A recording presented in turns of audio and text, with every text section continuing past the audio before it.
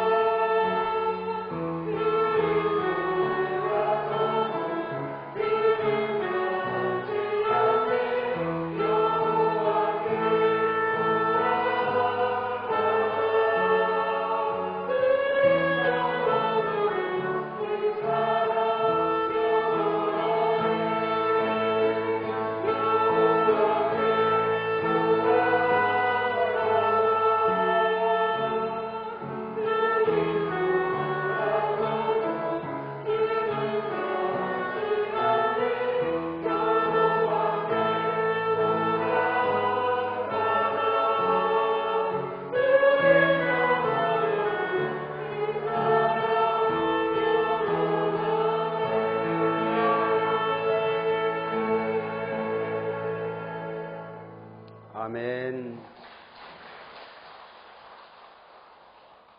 할렐루야. 우리 옆에 계신 분들하고 우리 반갑게 인사합시다. 사랑하고 축복합니다. 반갑습니다. 반갑습니다. 오늘 6월의 첫 주일에 주의 전을 찾아서 예배하고 또 온라인 방송으로 이 예배에 함께 참여한 우리 모든 성도들에게 주님의 은혜와 주님의 도우심이 함께하기를 주님의 이름으로 간절히 축원합니다. 한번 같이 한번 해보겠습니다. 광야 속에 보화가 있습니다.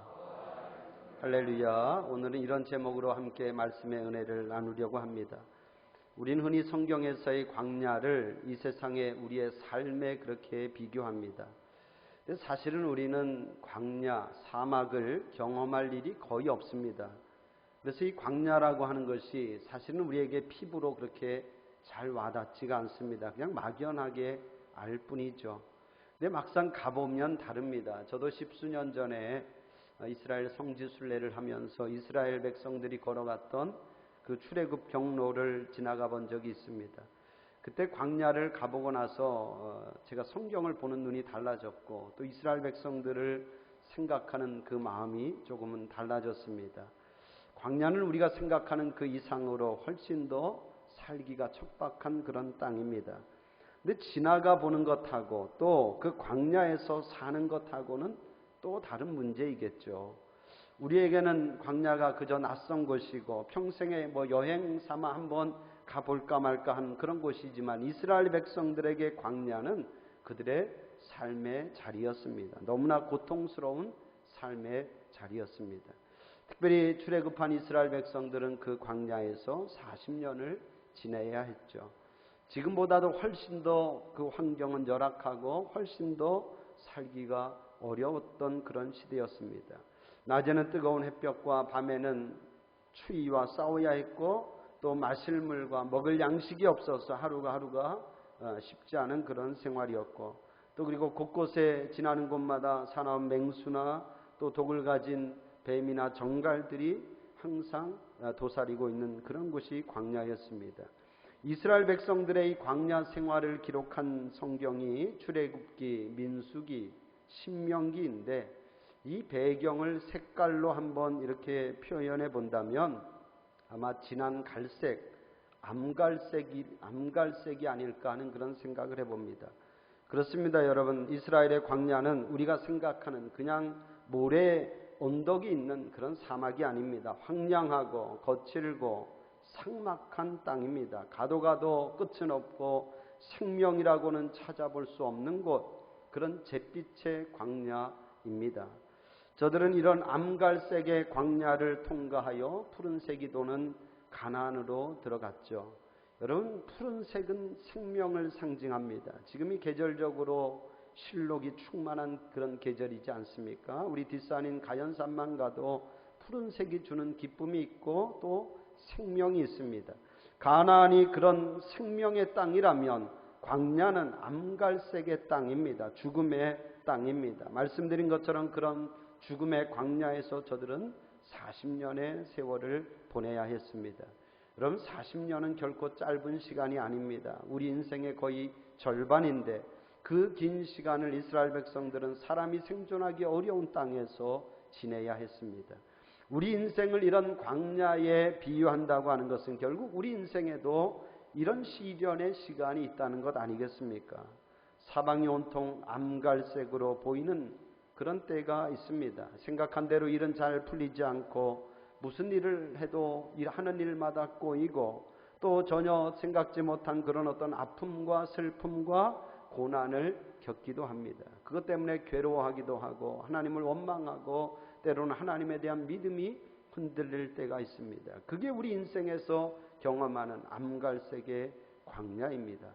오늘 우리가 읽은 신명기 8장의 말씀은 그런 광야를, 그런 잿빛의 광야를 이스라엘 백성들이 어떻게 건너갔는가 하는 거죠. 어떻게 저들이 그 광야 생활을 했는가를 우리에게 잘 보여주고 있습니다.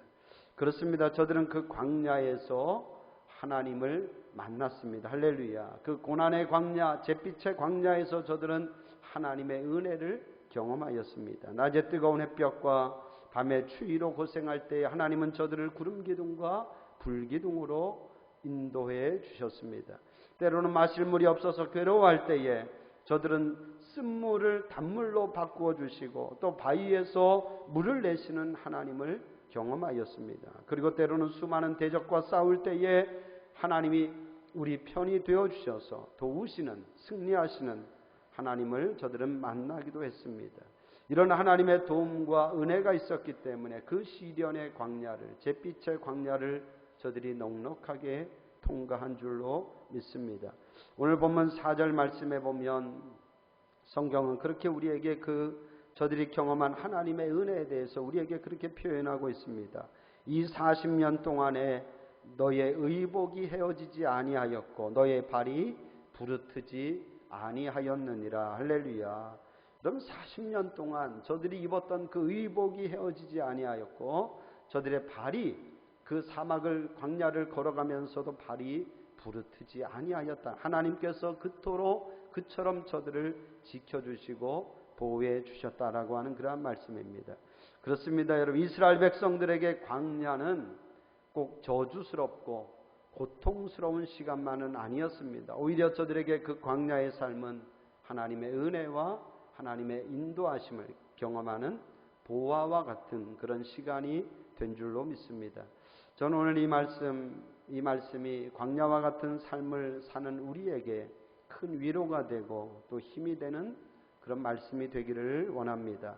광야의 시간 속에 하나님께서 숨겨놓은 보화를 깨닫는 그런 은혜가 있기를 원합니다. 세 가지 말씀을 드리려고 합니다. 첫 번째, 광야를 걷게 하신 분은 하나님이십니다. 할렐루야. 같이 한번 해봐요. 광야를 걷게 하신 분은 하나님이십니다. 자, 2절의 말씀 우리 같이 읽어봅니다. 시작. 내 하나님 여호와께서 이 40년 동안에 너에게 광야길을 걷게 하신 것을 기억하라. 할렐루야. 하나님께서 40년 동안에 너에게 광야길을 걷게 하신 것을 기억하라. 하나님이 저들로 하여금 그 광야길을 걷게 하셨다라는 거예요. 여러분, 이스라엘 백성들은 지금 그들이 원해서 광야에 있는 것도 아니고 그들이 선택해서 광야에 머문 것도 아닙니다. 오히려 저들은 사실 그 광야를 빨리 벗어나기를 원했죠. 그런데 하나님의 생각은 저들의 생각과 달랐습니다. 하나님은 저들을 그 광야로 인도하셨고 그리고 저들이 그 광야에서 머물러야 하는 그 시간도 하나님이 결정하셨습니다. 여러분, 하나님이 어떤 분이십니까? 하나님은 실수가 없는 분입니다. 하나님은 정확하신 분입니다. 하나님은 특별히 우리에게 한없는 사랑과 축복을 부어주기를 원하시는 분이 하나님이십니다. 할렐루야. 하나님은 우리가 심판이나 멸망당하기를 원하는 것이 아니라 하나님은 우리에게 축복을 주시기를 원하고 우리의 마음을 평안하게 하기를 원하시는 분이십니다. 지난 6월 1일에 월삭 새벽기도회 때에도 그런 말씀 드렸는데 그럼 6월 달에 교회의 달력을 보셨는지요? 교회 달력을 보면 매달 작은 성경 말씀이 작은 글씨로 그 달력에 기록되어 있죠. 제가 6월 달 달력을 이렇게 넘기면서 그 말씀 보고 참 마음이 흐뭇했습니다. 이번 달에는 예레미야 29장 11절의 말씀이 있습니다. 예레미야 29장 11절의 말씀, 너희를 향한 나의 생각을 내가 아나니 평안이요 재앙이 아니니라. 너희에게 미래와 희망을 주는 것이니라. 할렐루야. 같이 해봐요. 너희에게 우리에게 미래와 희망을 주는 것이니라. 할렐루야. 여러분, 이게 하나님의 생각이고 하나님의 마음이고 하나님의 뜻이라는 거예요. 하나님은 우리가 다 잘 되기를 원하신다. 하나님은 우리가 다 평안하기를 원하고 하나님은 다 우리가 미래와 희망 가운데 살기를 원하신다는 거죠. 그런 하나님이 지금 이스라엘 백성들을 광야에 두셔서 무슨 얘기입니까, 여러분? 그런 하나님이 지금 이스라엘 백성들을 그 살기 힘든 잿빛의 광야에 하나님이 두셨다라는 거예요.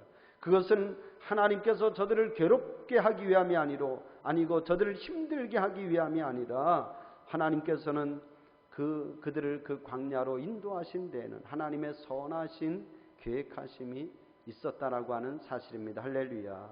여러분, 그렇습니다. 이스라엘 백성들에게 광야는 축복의 장소요. 그리고 은혜의 보화를 발견하는 장소가 된 줄로 믿습니다. 여러분 사실 광야가 절대 쉬운 것은 아니죠. 절대 그 광야가 어떻게 보면 광야는 정말 말 그대로 광야예요. 고난입니다. 그 고난 자체가 사실은 축복이 될 수가 없어요. 그런데도 광야가 저들에게 축복인 이유는 하나님이 저들이 만약에 원해서 그 광야를 갔다면 그 광야는 고생이고 고난이겠지만 하나님이 그들을 광야로 이끄셨기 때문에 그 광야가 저들에게 축복이 된 줄로 믿습니다. 할렐루야. 여러분 그렇습니다. 우리도 때로는 광야와 같은 시간을 지낼 때가 있습니다. 말씀드리는 것처럼 잿빛 광야와 같은 그런 어두운 시간을 보낼 때가 있습니다. 그러나 여러분 기억하십시오. 하나님께서 우리를 파멸시키려고 우리를 낭떠러지로 떨어뜨리려고 그 광야로 인도하신 것이 아니다. 하나님은 그 광야를 통해서 우리가 알지 못하는 은혜를 깨닫기를 원하고 우리가 알지 못하는 그 광야의 보화를 하나님은 발견하기를 원하신다라고 하는 그러한 말씀입니다. 여러분 축복하기 위한 광야의 시간을 보낼 때에 불평과 원망 가운데 보내지 않기를 바랍니다. 그 광야의 시간이 우리에게는 어쩌면 아무 의미 없고 때로는 괴롭고 그저 무가치한 시간으로 느껴질지 몰라도 그렇지가 않습니다. 그 광야 속에 하나님께서 숨겨놓은 보화가 있는 줄로 믿습니다. 지난 수요일에 마태복음 13장에 나오는 예수님의 비유 가운데 밭에 감추인 보화의 비유를 함께 수요일 저녁에 나누었습니다. 그때 그런 말씀을 드렸어요. 천국은 마치 밭에 감추어져 있는 보화와 같다. 예수님이 그렇게 말씀하고 있잖아요. 천국은 마치 밭에 감추어져 있는 보화와 같다. 그런데 그 밭이 어떤 밭이냐는 거예요. 어떤 밭이냐는 거예요. 여러분 우리 생각에 보화가 숨겨져 있을 것 같으면 우리 생각에는 당연히 좋은 밭이어야 좋은 밭이 되어야 된다고 생각합니다. 요즘으로 말하면 투자 가치가 있는 땅이어야 된다고 생각을 하죠.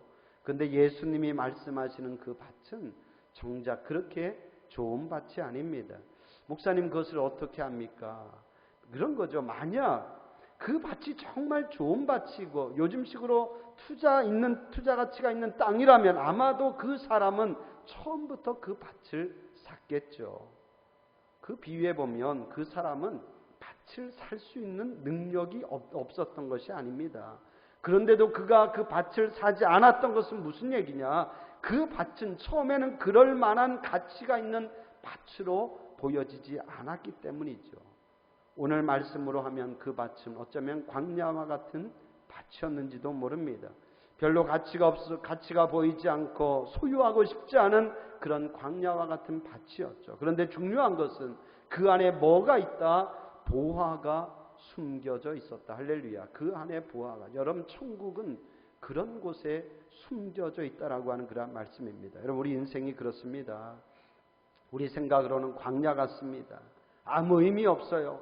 그저 고통스럽기만 합니다. 괴롭기만 합니다. 빨리 벗어나고 싶은데 정작 그 광야 속에 하나님의 보화가 감추어져 있다라고 하는 그러한 말씀입니다. 할렐루야.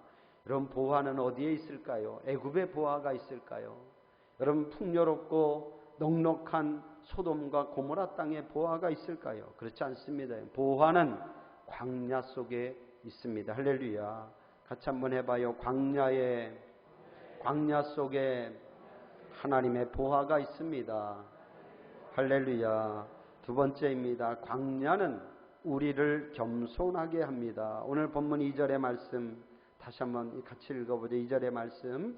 내 하나님 여호와께서 이 40년 동안에 내게 광야길을 걷게 하신 것을 기억하라. 이는 너를 낮추시며 너를 시험하사 내 마음이 어떠한지 그 명령을 지키는지 지키지 않는지 알려 하심이라. 아멘.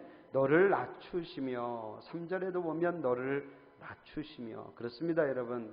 왜 광야 속에 보화가 있을까 여러분? 그것은 그 광야가 우리를 낮추기 때문입니다. 그 광야가 우리를 겸손하게 하기 때문입니다. 이게 하나님께서 이스라엘 백성들을 광야에 두신 가장 큰 이유인 거예요.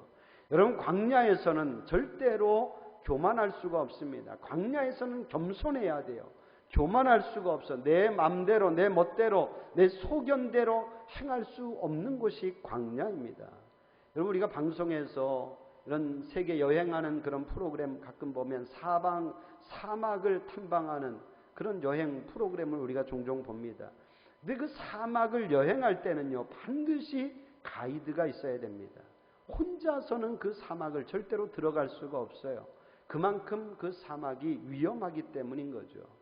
여러분, 우리가 좋아하는 시편 가운데 시편 23편의 말씀이 있습니다. 여호와는 나의 목자이시니 내게 부족함이 없으리로다. 참 좋아하는 시편입니다. 양과 목자의 관계에 빗대어서 우리와 하나님과의 관계를 설명하는 시편이죠.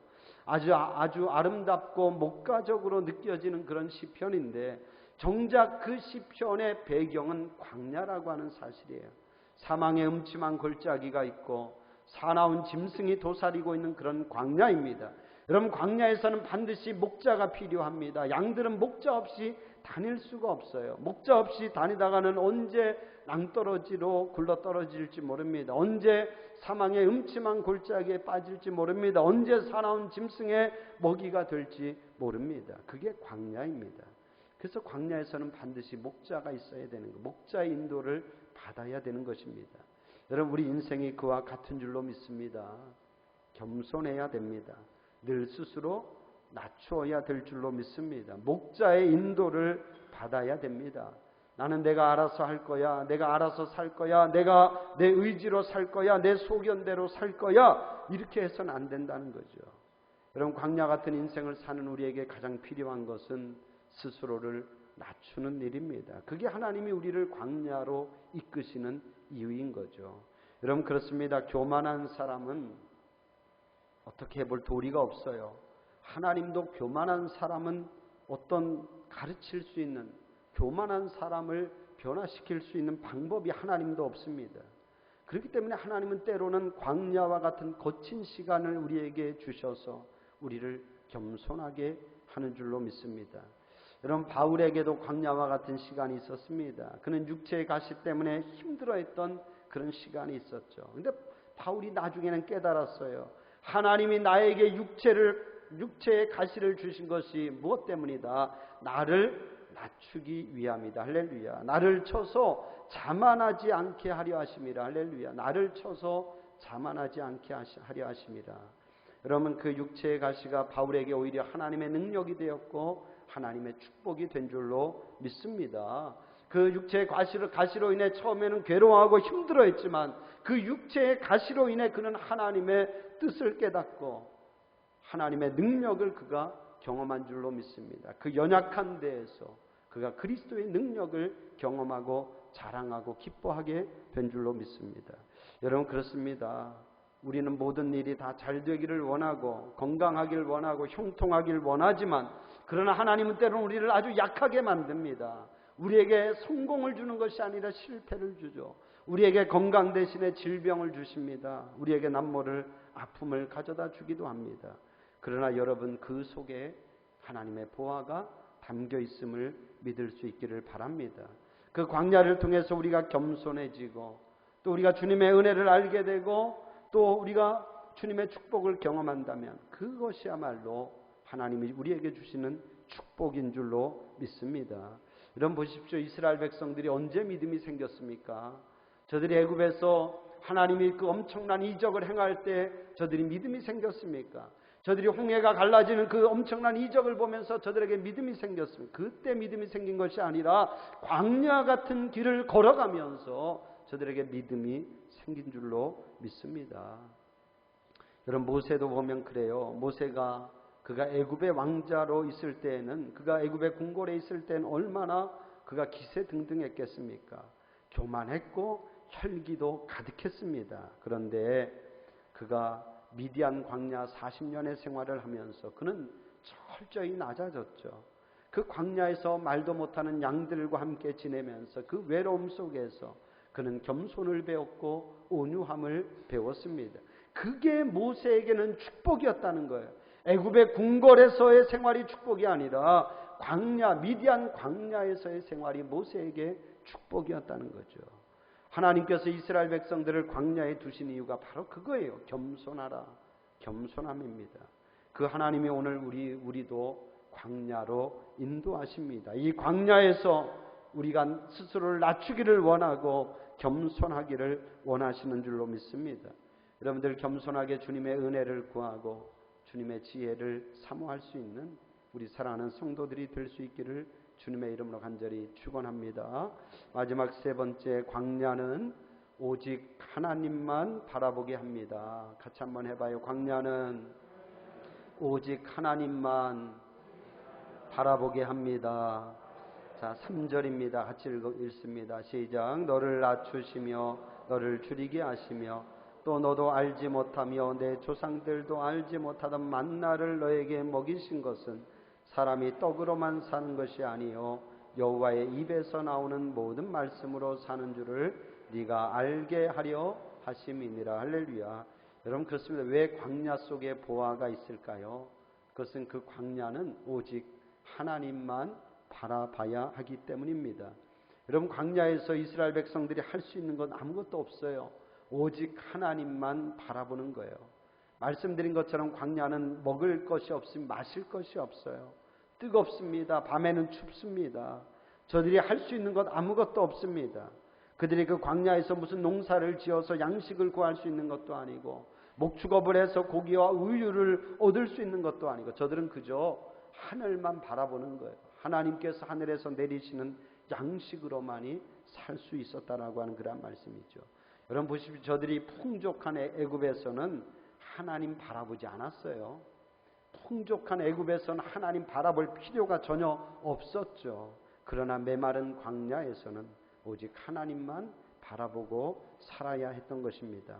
여러분 그렇습니다. 풍족한 생활 속에서는 굳이 하나님 바라보지 않아도 됩니다. 먹을 양식이 많고 내가 얼마든지 할 수 있는 힘이 있으면 굳이 하나님 의지하지 않아도 됩니다.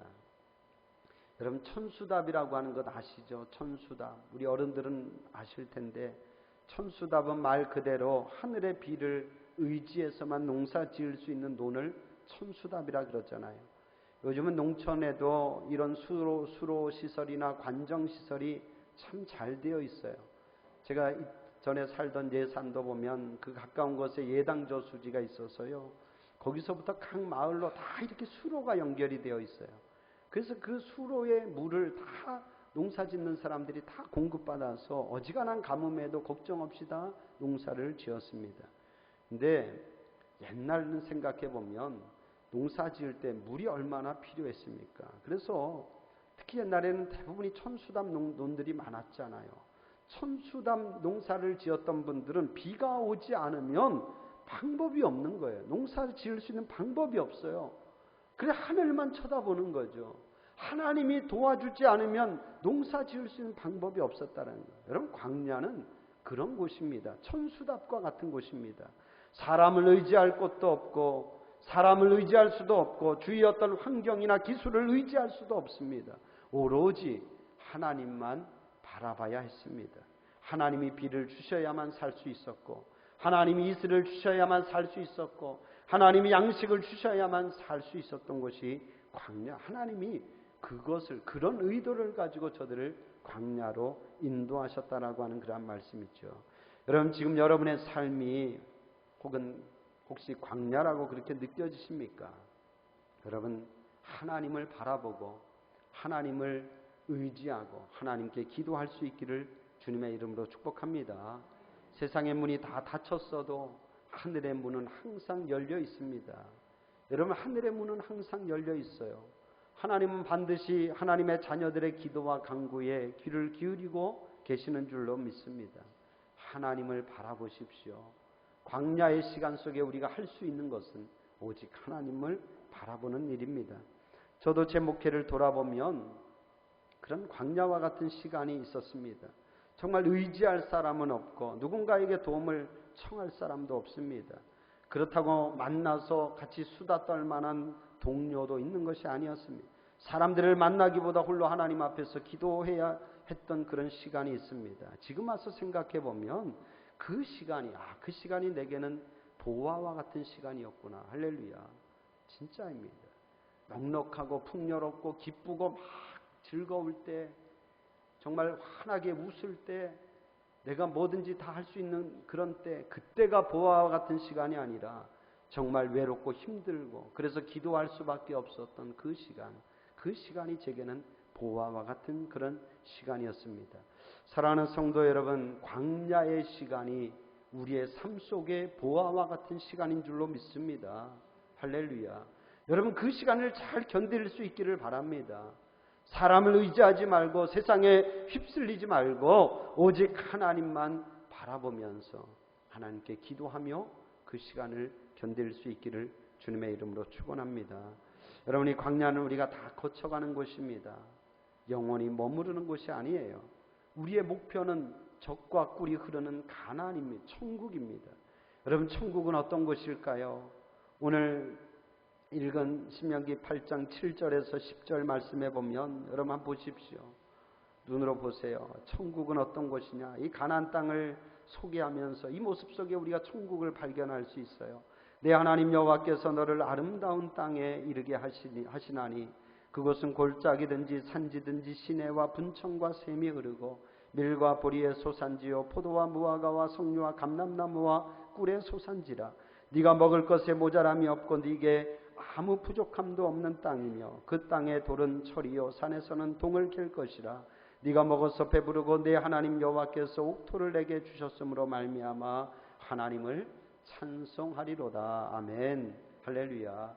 여러분, 광야의 시간을 견딘 자에게 주시는 하나님의 축복, 가나안의 축복, 천국의 축복인 줄로 믿습니다. 사랑하는 성도 여러분, 광야는 축복입니다. 할렐루야. 잿빛 광야는 축복인 줄로 믿습니다. 하나님께서 우리를 위해서 예비해 두신 곳인 줄로 믿습니다. 우리를 겸손하게 하고 오직 하나님만 바라보고 살도록 우리를 위해서 준비해 주신 곳입니다. 이 광야 속에 하나님께서 숨겨놓으신 보화가 있습니다. 이 믿음으로 험난하고 고단한 광야 생활이지만 여러분, 승리하며 또 잘 견디고 이기고 승리하며 살아가는 우리 사랑하는 모든 성도들 되기를 주님의 이름으로 간절히 축원합니다. 기도하겠습니다.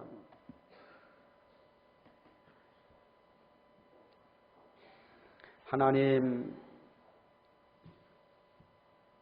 광야 속에 보화가 있음을 알게 하여 주옵소서. 보화는 애굽에 있지 않습니다. 보화는 소돔과 고모라에 있지 않습니다. 보화는 광야에 있었습니다. 하나님, 우리 사랑하는 성도들 때로는 광야와 같은 시간을, 그런 세월을 보낼 때가 있지만 그러나 그 광야 속에 하나님의 은혜가 있고 하나님의 축복이 있음을 알게 하여 주시옵소서. 그 광야와 같은 시간들을 잘 이기고 견딜 수 있는 그런 믿음의 성도들 될 수 있도록 주님 도와주시옵소서. 우리 성도들에게 힘과 능력을 더하여 주시고 또 날마다 이 믿음 생활에서 이기고 승리할 수 있는 그런 담대함을 더하여 주시옵소서. 감사드리오며 예수님의 이름으로 기도합니다. 아멘.